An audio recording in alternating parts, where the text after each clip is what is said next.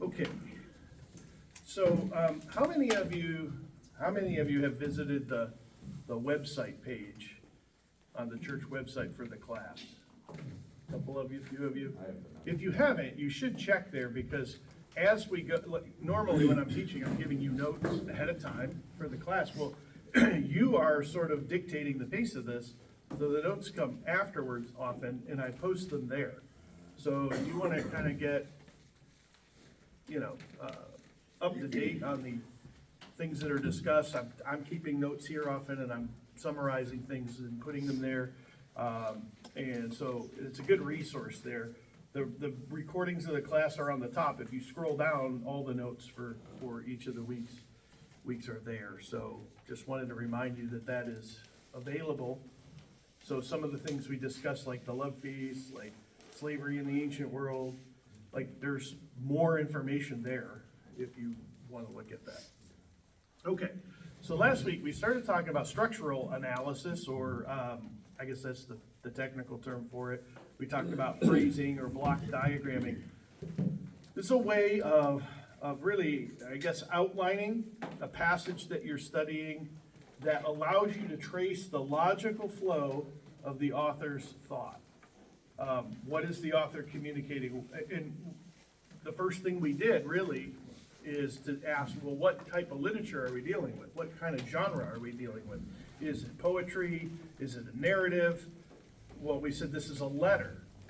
So when you're dealing with a letter, you're looking for an argument. What is the flow? What is being presented? There's going to be a series of points and conclusions, and then sort of a call to action, right? And sometimes those are blended together, but a letter is going to be a logical flow of ideas to a conclusion or a set of conclusions. Now, sometimes there's multiple things going on, like in 1 Corinthians, Paul's answering several different questions. So it's all part of one overall argument, but you have several distinct kind of units. This one might not be. This might be one thing. We'll see what it is. But so what this tool is a tool to help you to isolate what is the main point, what is the main argument. I'm not sharing anything in the class that I don't think would be helpful to you. Let me say that in a positive way. Everything that we cover in the class is something I think would be useful in your Bible study. However, there are 3 or 4 or 5 things that we will cover that are rarely covered in a local church setting. I don't know why, but that would tremendously transform your Bible study if you practice them and learn to use them well, and this is one of them. And so, if you're doing something like Hebrews, you don't necessarily have to do the entire letter, right? But for each teaching passage, remember we kind of did outlining. We did it very quickly. What are the main sections? In a large letter, you might want to just take one of those sections and do this.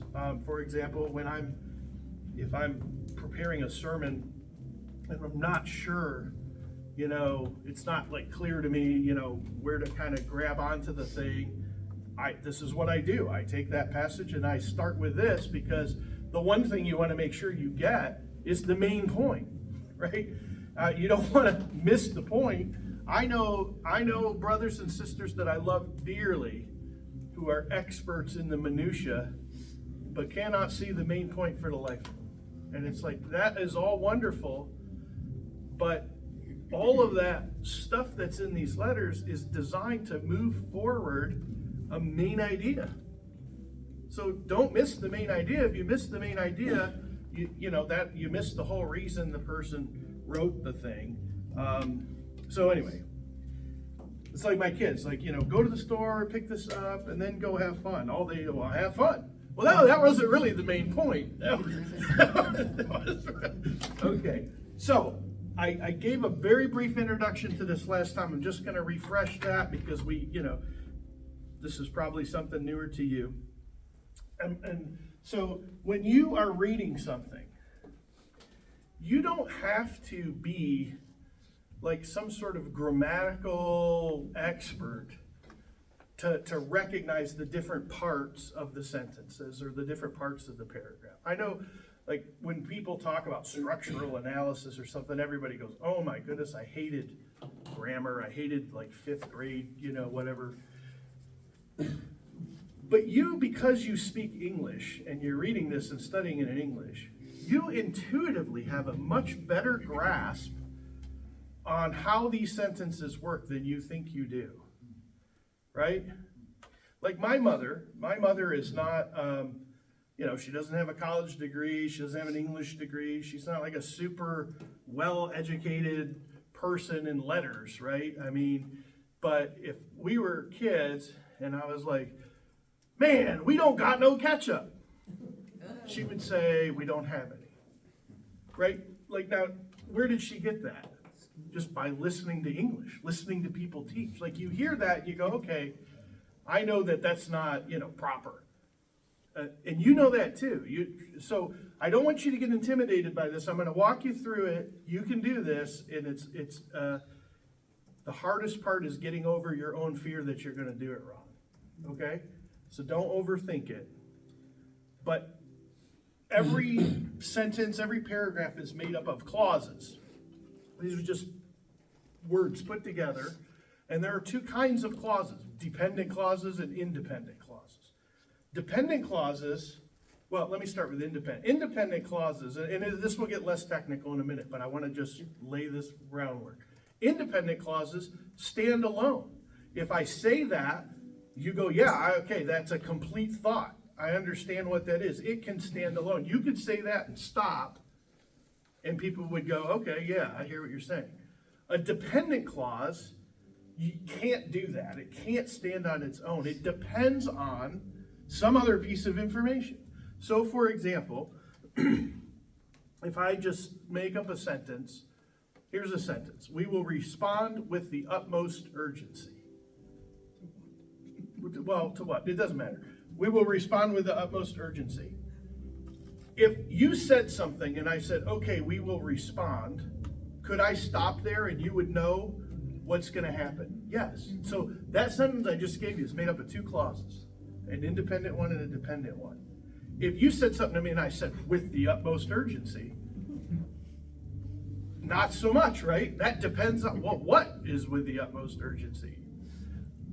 Now, sometimes you can in common talk, you can borrow somebody's, like if you say, hey, I need you to do this, and I say with the utmost urgency, you would know what I'm talking about.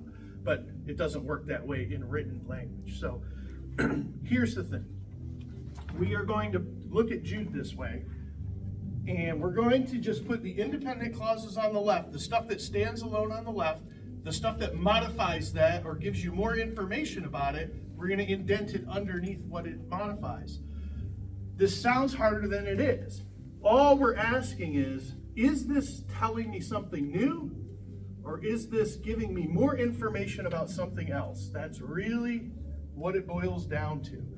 And so, when we do this, if you go back, and I want to get started on it so we can get as much done as possible.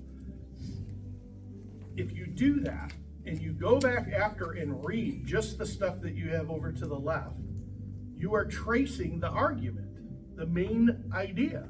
All the other stuff, it could be extremely important, but all it is explaining more about whatever that main idea is.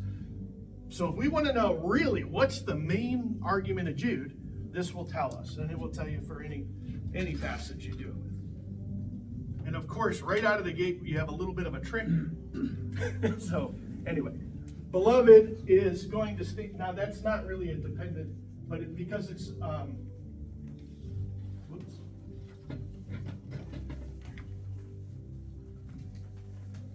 I put that on its own because it's the sort of the continuation of the greeting. You could add it to the first sentence. So I'm going to do this first one. You watch me do it. I'm going to talk you through what I'm doing, and then we'll start doing them together. Beloved, then the next, while I was making every effort to write to you about our common salvation, I felt the necessity to write to you, appealing that you contend earnestly for the faith which was once for all handed down to the saints. Okay, so I'm just going to break this up into pieces. While I was making every effort to write to you about our common salvation. Is that a complete thought? No. So that has to go, and this starts tricky, which you'll see in a minute. So we're just gonna indent this. What does it say? While I was what? Making every effort. Was making to write to you. Right? Mm-hmm. About our common salvation, I would you could put this on one line, don't overthink it. The important thing is where we're at on here, I would do it this way, you don't have to. Why would I do it that way, by the way? Because that is sort of modifying. Right. About our common salvation explains what he was gonna write. This is less important than these major independent ones. So this tells us something about something. Does it tell us about the beloved? Not exactly. So let's see what the next line says. I felt the necessity to write to you. Is that a complete thought? If somebody just said, hey, Tony, I felt the necessity to write to you, would you understand what I was telling you? Yeah, you wouldn't know the details, but you'd know. There's a subject and a verb there, right? Yes. So that goes back out to here.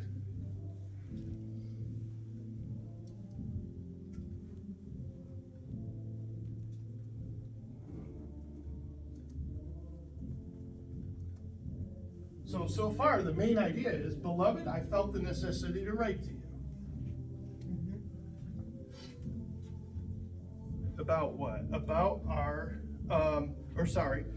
appealing that you contend earnestly for the faith. Does that go, is that even with I felt the necessity to write to you, or is that dependent or explaining the necessity? Explaining, right? So we would just indent that, appealing to you to contend for the faith.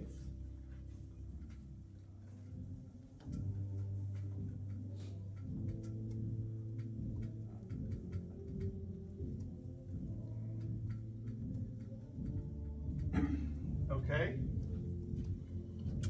Which was once for all handed down to the saints. Is this a new idea? Is it explaining more about something? The faith. Oh, it's explaining the faith. So what would we do with this, Andy? Indent it. We'd indent it, right? Which was once for all handed down.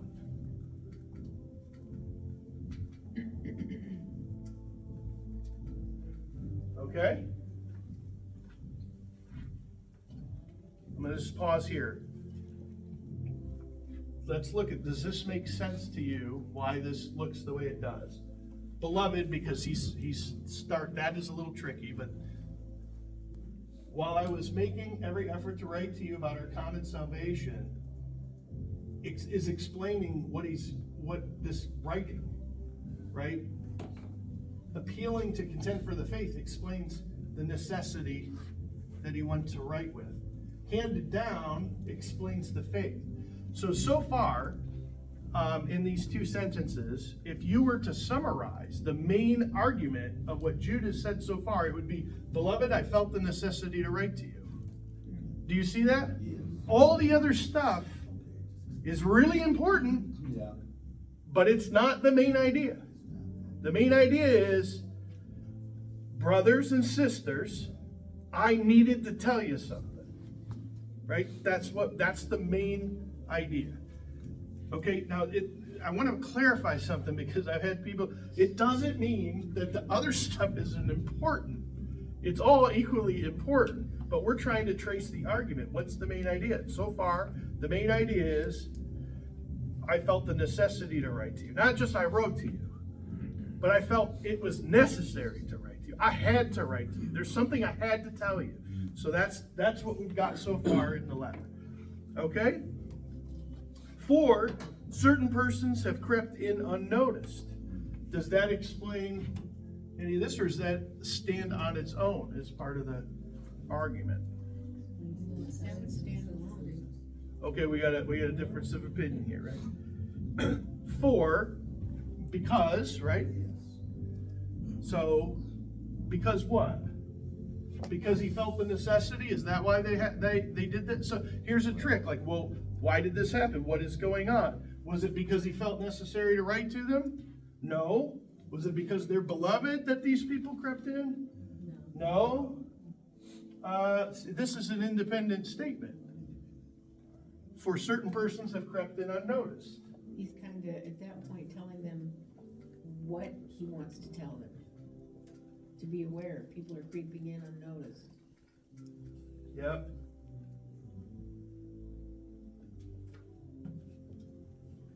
Certain persons have crept in unnoticed. Well, it would magnify the necessity. Well, all of it's linked together, but this is an independent. If I came to you and said, Don, certain people have crept in here unnoticed, would you know what I was talking about? If you said certain people have crept in unnoticed? Is that a Not complete thought? necessarily. No? No. You wouldn't know that people had crept in? Yeah. If I just came to you and said, certain people unnoticed, that wouldn't make any sense, right? Right, But it's a complete idea that stands alone. Certain people have crept in unnoticed, right? yeah. Do you see what I'm saying, Matt? Like, if you just speak it, like, it's easier to do it verbally, just say it. Certain people have crept in unnoticed. Okay, that's a complete idea. But if I came to you and said, those who were long beforehand marked out, what do you mean? Marked out for what? Those, Yeah. who are they? You don't need to know who they are to know that certain people have crept in. Do you see the difference?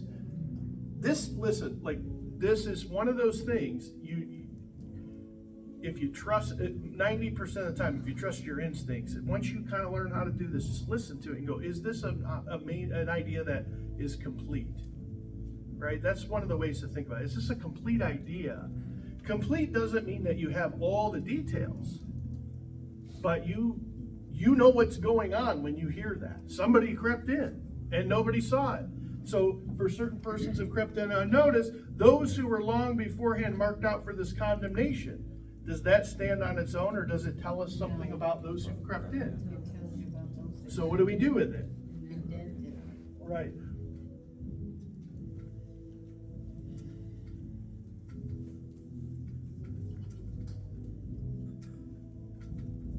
I can't fit everything on here, so I'm summarizing these things. And by the way, if you're sitting here right now going, I have no idea what's happening to me, just chill out. Like, we'll get you there. We're gonna keep practicing it, but let's get going. Ungodly persons. Okay, so those who were long before him marked out for this condemnation. Ungodly persons. Is that a main idea?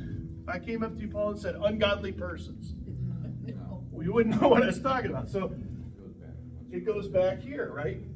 Ungodly persons is the same as those who crept in, right? So we go ungodly persons.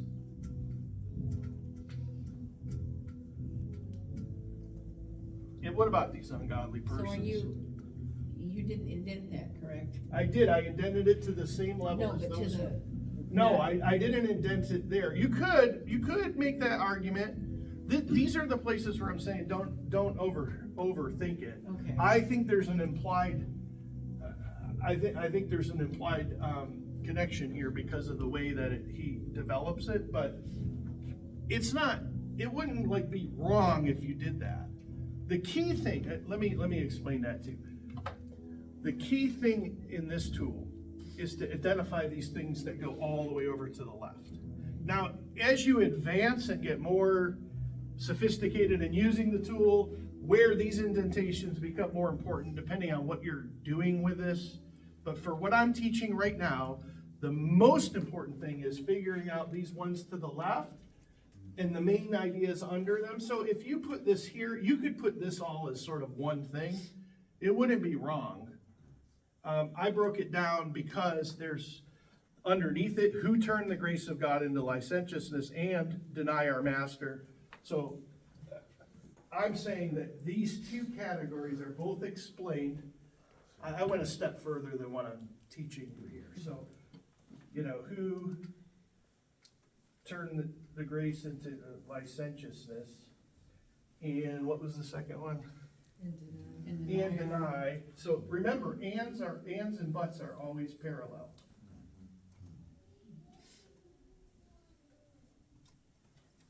So, right, for certain persons have crept in. Now, I desire to remind you, though you know this once for all, that the Lord, after saving a people out of Egypt, subsequently destroyed those who did not believe. Okay. Now, I desire to remind you, is that a main idea out here? Now, we're starting to get enough information here, by the way, to give you another tool. And you have to be careful with this, but there's another, the more you get, the further into the letter or the passage you get, the better you're able to double check things. So let me just read you what's in the left and add this clause and see if it makes sense. That's another double check. Beloved, I felt the necessity to write to you, for certain persons have crept in unnoticed. Now I desire to remind you, yes, does that flow with the argument? yes. Then that's what we got. All the way to the left. Now I desire to remind you. Now we have something a little tricky here. Though you know all things once for all. This, because this is like one of those things where if I just said, now I desire to remind you, you're going to go, what? Because really this sentence is, now I desire to remind you that the Lord, after saving a people, subsequently destroyed those who did not believe. Though you know all things once for all is what they call a parenthetical phrase. It's inserted here. He's telling you something and he's like pausing to go, hey, but you knew this already. So this one's a little tricky. That would go indented. Though you know what, though you know.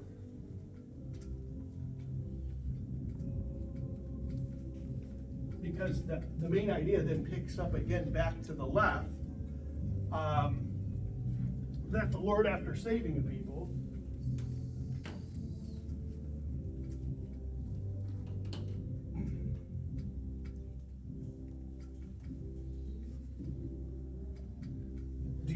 do you see why that is?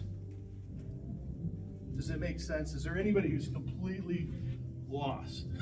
There's no shame in that, but I mean, this is probably the first time you've done this, so we good? You kind of get what's happening here? Now I want to show you something, right? If we just trace this argument, and I've got the introduction here, I did. Jude, to those who are the called, may mercy and peace and love be multiplied to you. Beloved, I felt the necessity to write to you, for certain persons have crept in unnoticed. Now I desire to remind you that the Lord, after saving a people out of Egypt, is explaining, subsequently destroyed those who did not believe. Right? Does that make sense? That's the argument so far.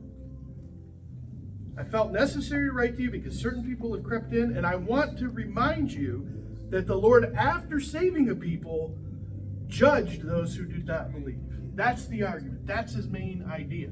So if you're studying Jude, you can get into all this other stuff, and there's all kinds of wonderful blessings there, right? Every word is breathed out and profitable.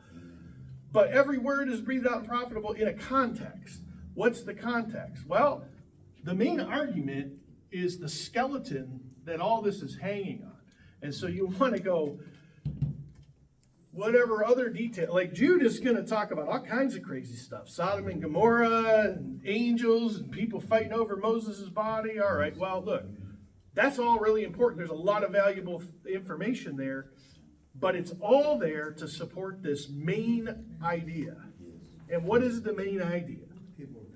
People have crept in, and so far what we have is, I want you to understand that God, after saving a people, also judged those who did not believe, right? Are we starting to see how this argument, what he's trying to teach, is beginning to take form? Anybody need it? Are you good? If you're not, let me know. That's why I'm here to help you.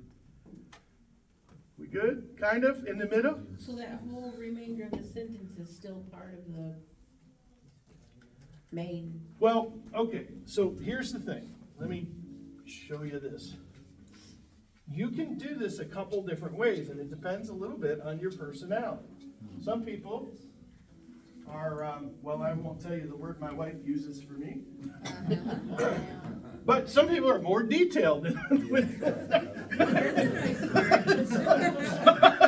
So, here's the way I would do it, and then I'm gonna show you, two other ways you could have done it.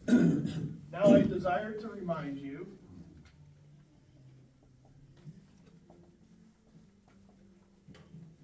whoops, I can't spell up here today. I desire to remind you, and then, though you know all things, I indented that once for all. Now, you could get really crazy and put every clause and you'd have stuff, I don't even do that. Okay, the second one, that the Lord after saving a people, back to the left.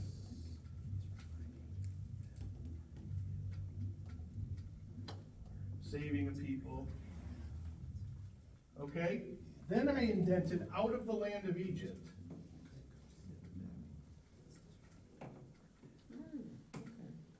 Why would I do that, Sandy? because that is pertaining to a specific group of people, which isn't necessarily important to the main Yeah, well, idea. he's explaining what it means when he says he saved people. So again, once you get to the next level on this, when he says that he saved the people, is he talking about those people going to heaven? Not here. He's talking about saving them from bondage in Egypt. Right. Now, are we talking about heaven? Yeah, well, you gotta wait till we interpret and see what he's doing, but subsequently destroyed.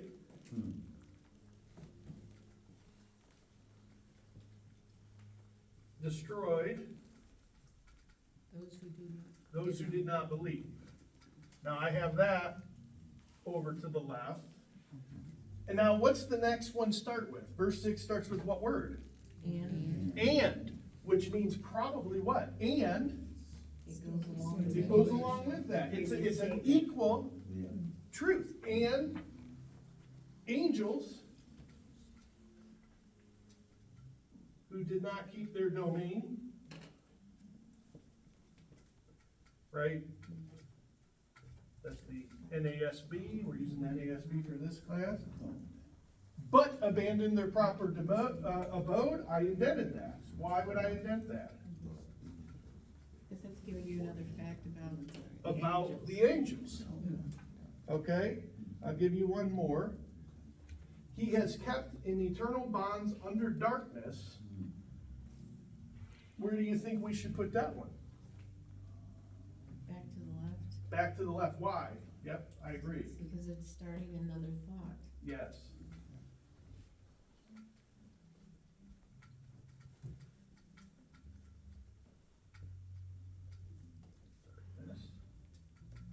And by the way, however far we get here, I will print this out and I will make this available. Okay, I'm just gonna do this one. For the judgment would be indented. For the judgment, just as Sodom and Gomorrah and the cities around them. Okay, that's the way I did that, and then I'll just stop there for a second. So this is the way I do it, but you could, it depends on how your mind works. I'm trying to break up each clause.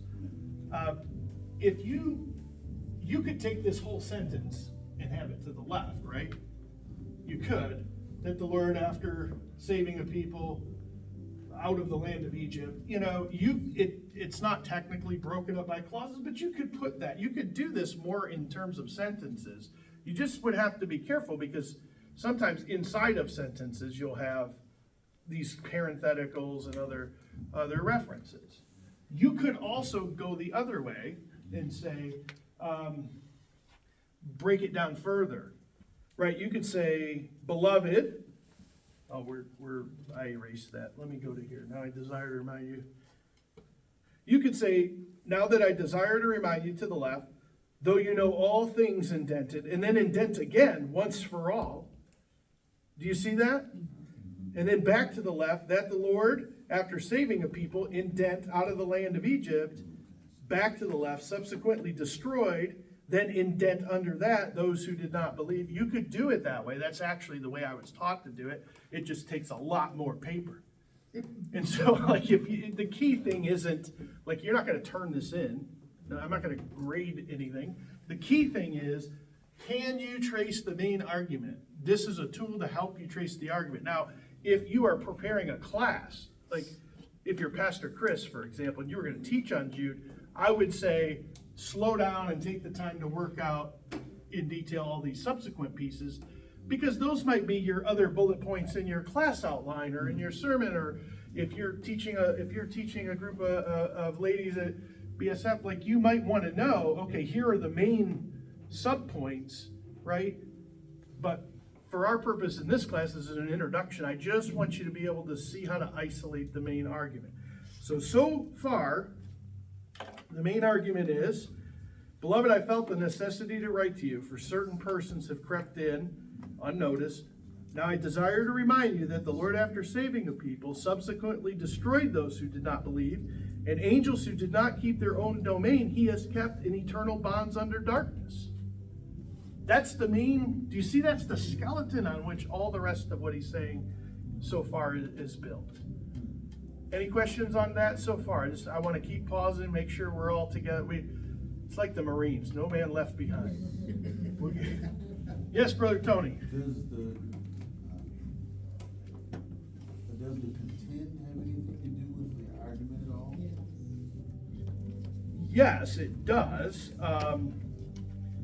But the contending is the details of which we'll see this work out. But the main kind of information he's conveying is, let me put it another way. These are the truths for which he wants them to contend. Oh. You see what I'm saying? Right. Thank you. So, we good so far? I don't even know where we left. Where did we leave off? And the cities around them. And the cities around them. Okay. Since they in the same way as these, what would you do? Is that something new, or is that explaining something about the cities? That's new. It's about the cities. You didn't dent that. And went under, after strange flesh would be parallel to since in the same way. So you didn't dent that. Are exhibited, now you could indent that under strange flesh, or you could put that on the same line depending on how you're doing this, right? I'm gonna refresh this board so we can pick up on the next one. And if you're somebody who's like having a panic attack that I keep erasing the board, I will put this example out there on the website. So if you're sitting here this morning and you're thinking, I kind of get it, I'm not sure if I could do this at home or not, this is the homework, right? Get the text and print this out next to it and make your decisions, and then just look over and see, okay, is that what we did together? And if not, why? And if you're like, I have no idea, I drank 3 pots of coffee and I can't figure this out, email me. I'm here to help you. So, now yet in the same way these men, is that part of the main argument? Is that its own? It is its own. Yet in the same way, now this is a good example. We got yet in the same way. This is a really good example of, because it's not, okay, I see some confused looks. Because if I came to you and said, yet in the same way, but here's why, this is another parenthetical, yet, or not parenthetical, but this whole point, yet in the same way these men, also by dreaming, this isn't the whole point yet. you could put this entire sentence up here, because there's a whole series.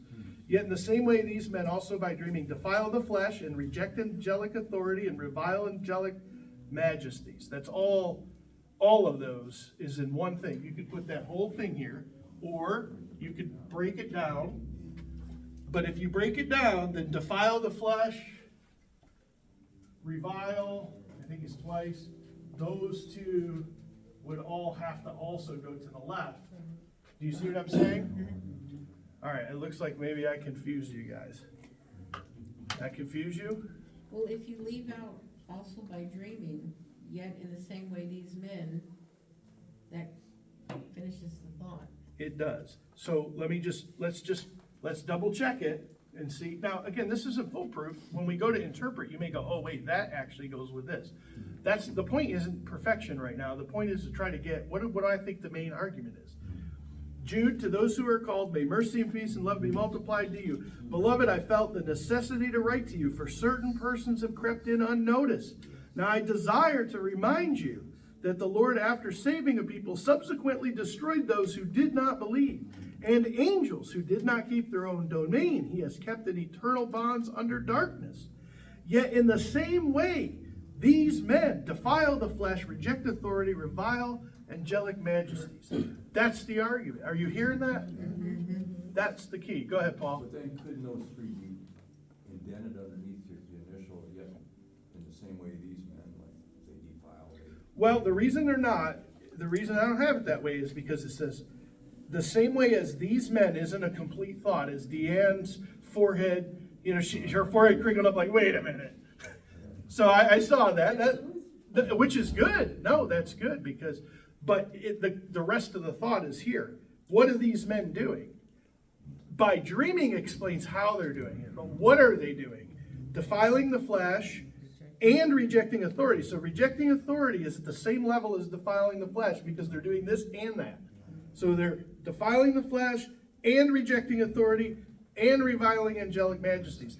So the thought here is, yet in the same way these men defile the flesh, reject authority, and revile angelic majesties. Now, how do they do that? By dreaming. So, do you see what I'm saying? This kind of structural analysis, you ever get, when I was younger, I used to get really aggravated because like a pastor would get up and they'd be preaching and they'd read this whole section and they go, yeah, all that, but this is really what he's talking about. And I used to think, wait a minute. Like, how do you just, well, a lot of people do that because they're just lazy and they want to talk about what they want to talk about. But if you have somebody that actually did the work, this may be what they're getting at. They want to make sure you don't get lost in the weeds and go, let's first understand the main idea. So far, the main idea that Jude is communicating is that there was an urgency for him to write to them because there are people who've snuck in here. And what are they doing? Well, first of all, he reminds them, like, God had a people that he saved and still judged the unbelievers. And just like those people, you have these men who are defiling the flesh, rejecting authority. So these are bad. They're doing this right. So these are bad guys who've snuck in. That's what the urgency is about. Listen, you've got a parasite. You see what I mean? And you might be thinking, I mean, I don't want to get into interpreting too much, but you get the force of this, like, this is important. I want to remind you that the Lord, now look, there were some faithful Jews that left Egypt, right? Well, how many of them had to wander around for 40 years? All of them. Why? See, this is what I'm saying. He's saying, look, you got a problem that you need to take care of. That's the idea, and it's focusing on two things so far. The main argument is God will judge unbelief. Even within the community, the people who are saying we're of the community of the saved, those who don't believe will be judged. That's the first part. And the second part is you've got some of these fellas there. You see that? So we're running out of time here. So we'll pick up there next time. because there's some really interesting stuff coming. But, so, I've got like 2 minutes left. Do you at least get the idea how it's supposed to work? A little bit? Okay, a little bit. Two huge pieces of advice. Like, if you get home and you try to do this, you're like, man, I just can't. That's normal. It takes practice to really be able to do this. It's easier if you say it out loud. I don't know why, at least for me, and you're like, oh man, you get all caught up in this. Just say it out loud. And then use the double check. If you're pretty sure you've got those main statements, see if it flows. Because if you start just reading those and all of a sudden you get something, you're like, wait a minute, that's a totally different, that doesn't flow with this. You probably made a mistake. Chris, did you have something? Yeah, I say, maybe you could upload a file of just a little portion of another passage, how you would break, like you type it up or something. Yeah, I have one for 1 Peter, because Yeah. I'll post another example there. Yeah. I'll post what we've done here, and then I'll post an example from 1 Peter that I'm working on now, because that's the next sermon series. The key thing with all of this observation stuff, because I don't know, sometimes people are like so worried about making a mistake. They're like, I don't even want to bother with it because I don't know how to do it. That's wrong. What you're actually having to do here is think carefully about what is the main point he's telling me? What is the main thing he's saying? And looking at the clues in how he says it to kind of organize that. The hardest part are these ones where he'll start with with a dependent clause that's actually setting up a dependent clause, and you have something in between them. That's the hardest one. We've done 2 or 3 of them. So you'll have the examples there. But you are better equipped to do this than you think you can. I've been teaching this for 15 years or whatever it is, and I've had many people meet with me and go, I just can't do this. And you sit down, and for some reason when you're sitting, they go, okay, well, I can see this. And then you get done, it's like, I haven't said anything. Like, you did it. Like, you can do it. Don't worry about making a mistake, though. If you do make a mistake, there's going to be, you'll find it later, because as we begin to interpret, I'm going to show you 2 other ways to do structural analysis, right? So you're going to end up getting, wait a minute, this isn't right. And so what happens? What happens if you make a mistake? Nothing. Like, the IRS isn't going to knock on your door tomorrow. Like, it's okay. God is going to honor, listen, God is going to honor your desire to use the gifts, whatever intellectual gifts he's given you, to pursue his truth. He's not going to like zap you if you make a grammatical mistake. Chris, go ahead. Even say too, that's when you lean on one another as brothers and sisters in Christ. Like, hey, when you look at this, tell me what you think. That's iron sharpening iron. So don't be ashamed to talk to another person that you trust. I would have done a lot more indenting. Well, yeah, and if you, I mean, and that'd be off the page. no, that's why I don't do it, because I do it, and I used to actually write it out, and you'd run out of paper. Now I can do it in a word processor, I could probably just do shorter clauses, but you at least, you see the idea of it, right? That's the main thing. There are some people, like, just like outlining, some people have like little 2-word things, and they've got I, V, I, and other people have like 4 points. It just depends on how your mind works. The key thing I'm trying to get across is that when you have this large block of text, there's a skeleton in there, there's a structure in there, there's a main flow to the argument, and all the other stuff is super important, but it's supporting that argument. It's the flesh and bones on that skeleton. Right now you want to go, before I start interpreting, we already know what the purpose is, right? We identified the purpose. So before we start interpreting, we want to go, okay, I want to know what the main point is he's making. What is the main idea? What is he saying? And as you get further in the letter, what does he want me to do? And so let's get clear on that. Then we can worry about when people argued about Moses' body, right? Because what the basic truth and our response to it is the foundation for all the rest of it. Does it make sense? Any last questions? I think of reading a letter, obviously I'm not doing all this stuff, but somebody writes me a letter, I'm not doing any of that. But something Well, you are. Yeah, but something intuitively is happening. Mhm. I mean, I can read the letter and I'm picking up things, and that's, which is the nature of the letter. And so, yeah, we can overthink it, but, That's what I'm saying, that's a good point. You are doing this when you read a letter. But if you are in the context and the culture and the relationship with the person, you're not gonna get distracted by things that don't matter, because you know them, and you know the relationship, you know what the main idea is. You can pick that out intuitively. Here, we wanna take an additional step just to be sure that we isolate that and we don't run down a rabbit trail on something where really that's not even what he's talking about. He's really talking about this over here. So that becomes really helpful when we're interpreting. Sometimes you get these things where you're like, I'm not really sure what this means. It could mean this, it could mean that. You go look at 47 commentaries on Google, that you're more confused than you were before. And you go back and say, wait a minute, what is the main thing that he's saying? And where does he introduce this? Where in that main argument is this introduced? And it will narrow down 20 or 30 of those things to where 2 or 3, or maybe even you have the answer. You got to remember, these guys, in order to get tenure, have to write books. So sometimes they're not all good. Focus on what the Bible itself says, and you'd be better off. Anyway, God bless. We'll see you next week.